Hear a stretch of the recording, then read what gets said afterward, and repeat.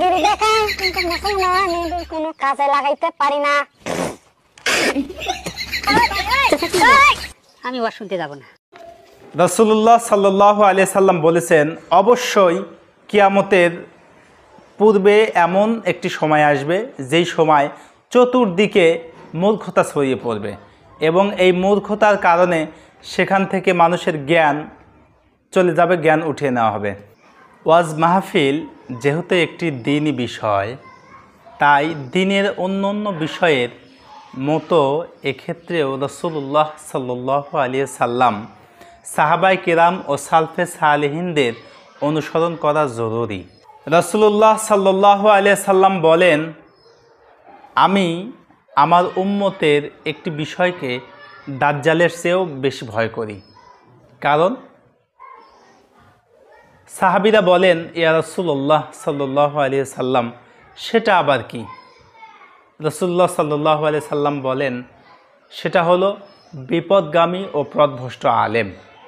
রাসূলুল্লাহ সাল্লাল্লাহু আলাইহি সাল্লাম বলেছেন, বিপদগামী এবং পথভ্রষ্ট আলেম যারা আছে এদের জন্য আল্লাহর হাবিব সাল্লাল্লাহু আলাইহি সাল্লাম এদেরকে দাজ্জালের চাইতেও বেশি ভয় করেন। ফিতনা সম্পর্কে আমর বিন আখতাব রাদিয়াল্লাহু তাআলা আনহু হতে বর্ণিত, তিনি বলেন, আল্লাহর হাবিব সাল্লাল্লাহু আলাইহি সাল্লাম একদা আমাদের সবাইকে নিয়ে ফজরের নামাজ আদায় করলেন। ফজরের নামাজ আদায় করে সেখান থেকে বিশ্বনবীজি জোহর নামাজের পূর্ব পর্যন্ত আমাদের দ্বারা আমাদেরকে নিয়ে ভাষণ দিচ্ছিলেন এবং জোহরের নামাজ শেষ করে আসরের নামাজের পূর্ব পর্যন্ত আমাদেরকে নিয়ে বক্তৃতা দিচ্ছিলেন, অনেক কথা শোনাচ্ছিলেন।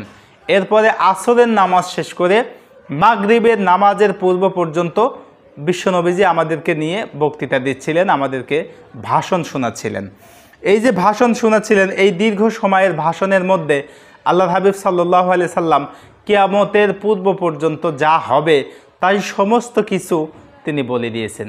আল্লাহর হাবিব সাল্লাল্লাহু আলাইহি সাল্লাম যে এই যে দীর্ঘ সময় যে সাহাবীদেরকে ওয়াজ করে শোনালেন, এই ওয়াজের মধ্যে তিনি বোঝালেন যে কিয়ামতের পূর্ব পর্যন্ত, কিয়ামত আসার পূর্ব পর্যন্ত যেই বিষয়গুলি হবে এই বিষয়গুলি কিন্তু আল্লাহর হাবিব সাল্লাল্লাহু আলাইহি সাল্লাম আমাদের সামনে উন্মুক্ত করে গেছেন। সুতরাং এই ফিতনা থেকে আমাদেরকে বেঁচে থাকতে হবে, এই ফিতনা থেকে আমাদেরকে বাঁচতে হবে। তাই আমি সবাইকে উদাত্ত আহ্বান জানাবো, এরকম ফিতনা থেকে দূরে থাকবেন। এই ফিতনার মতো ওয়াজ আমাদেরকে শোনা যাবে না। আমরা আসলে যেই ওয়াজগুলি শুনবো, ইসলামিক স্কলার যারা আছে এবং আহলে সুন্নাত ওয়াল জামাতের যেই সমস্ত বক্তাগণ, আলেমগণ, তারা যেই পথ আমাদেরকে দেখান সেই পথেই আমাদেরকে চলতে হবে।